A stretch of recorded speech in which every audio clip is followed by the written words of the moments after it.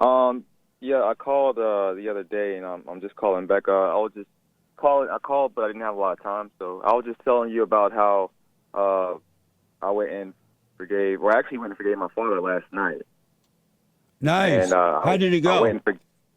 and it went uh it was kind of weird. He was like boo hoo crying, like Bird. I didn't. I know that's what I thought. That's what I thought in my head too. I thought I was going to cry because when I was thinking about it on the way, because he lives like about 2 hours away. He lives like in the country. Right. And I was thinking about it on the way there. I'm thinking like, man, I'm just like tearing up. I'm like, man, I better not start crying. And then when he started crying, I was like looking at him kind of weird, like, dang, I'm glad I didn't cry. 'Cause this is kind of weird. But I told him I basically I forgave him for being weak, too weak to handle my mother, too weak to stand up against like the women in the family that were trying to keep me away from him. Yes. Even his sisters, even his mother, everybody was just trying to keep me away from my father. They just kept saying like, "Oh, don't be like your dad."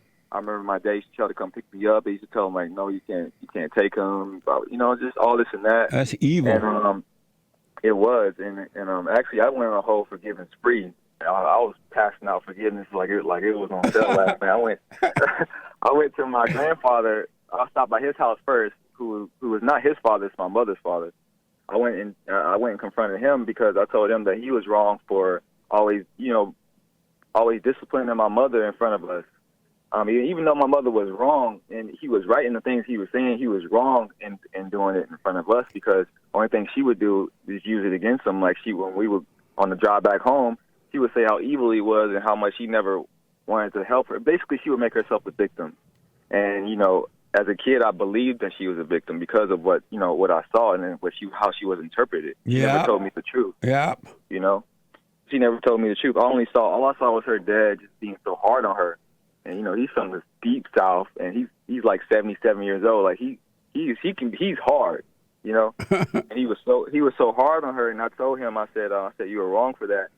And he used to talk crap about my dad too, telling me that my dad was no good and I didn't want to be like my father. I told him he was wrong for that. What did he say?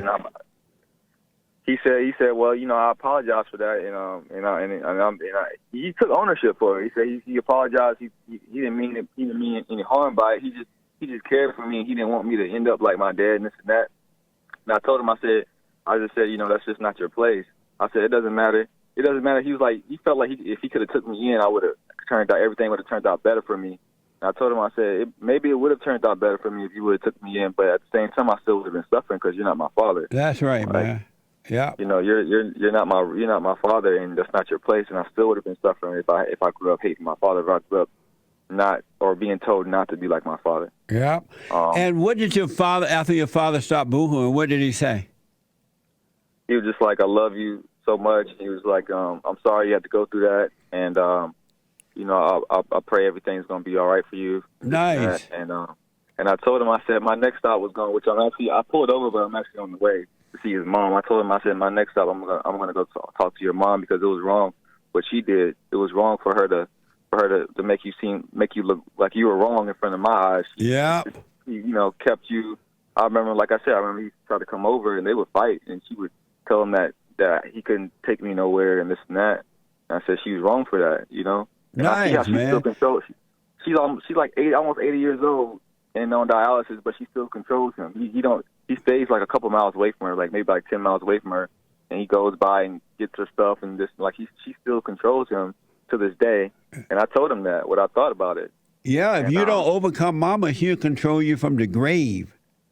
Yeah, she's ruined all her kids. Yeah, all her kids. Absolutely, man. And I see it now, and I really see it. And one more thing, I know you got to go, but I realized I asked God to show me because I didn't want to just do it intellectually. Yes. Just go and intellectually forgive. Yes. And it took about a month, but I really came to the conclusion that I really didn't know God, and that's the biggest thing that I had to admit to myself because I think that's the hardest thing that a lot of fake Christians, they think like, oh, I know God and I talk to God. He's always been in my life, but I'm not saying he hasn't been in my life, but I just didn't know him, and I realized that it was actually the devil playing God in my life. Yes. Even when I was praying for stuff, and even if I got those things, I realized I probably wasn't even praying to God. I was probably just praying and the devil was giving me things just to control me. You know, That's just deep, thinking man. like, oh, you know, I That's can see deep. it now. Like, Absolutely.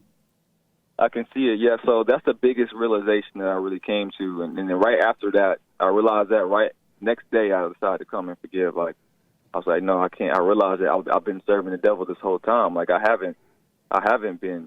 don't know God, and I want to know God. Nice, man. And so that's why I decided to come and forgive. And so did you go to your mother already?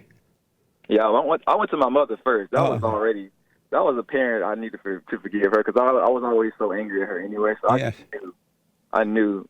But my father, I just wasn't sure. Yes. And I asked God to show me. Nice.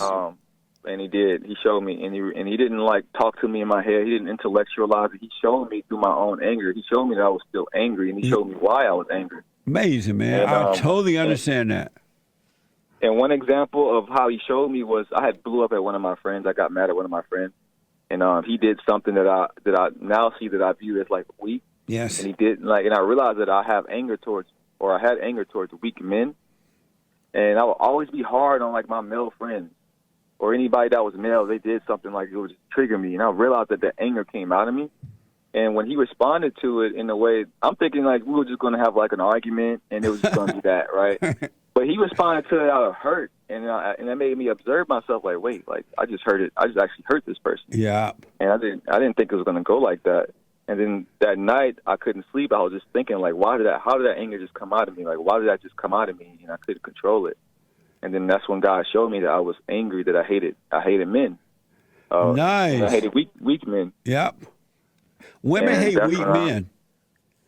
Yeah, and I took on my mother's identity by being so judgmental towards men. Yes. You know. That's deep, Julia. Amazing. Yeah, and I'm glad to have met you too. You might not remember, but I met you. I think like in October. I came down from North Carolina, and I went to your church one Sunday, and you gave me a whole tour, and I met Joel, Nick, Armius, and everybody, and I was the slut maker / pot smoker. Oh, whatever. yeah. I don't know if you remember that, but I was there, and you gave me a tour of the radio, where you do your radio show. And, Amazing. I was talking to Joel and everything. Really, really nice. I'll never forget that, and I can't wait to come back. Yes, sir. And, Junior, I'm so running out of time, but let me know what happened when you talked to Grandma. That should be interesting. Yeah, I'm on the way there. I'll let you know. All right, buddy. Merry Christmas, and thanks. Amazing call, man. Absolutely amazing call. Thank you. Thank you. Merry Christmas. Merry Christmas to you.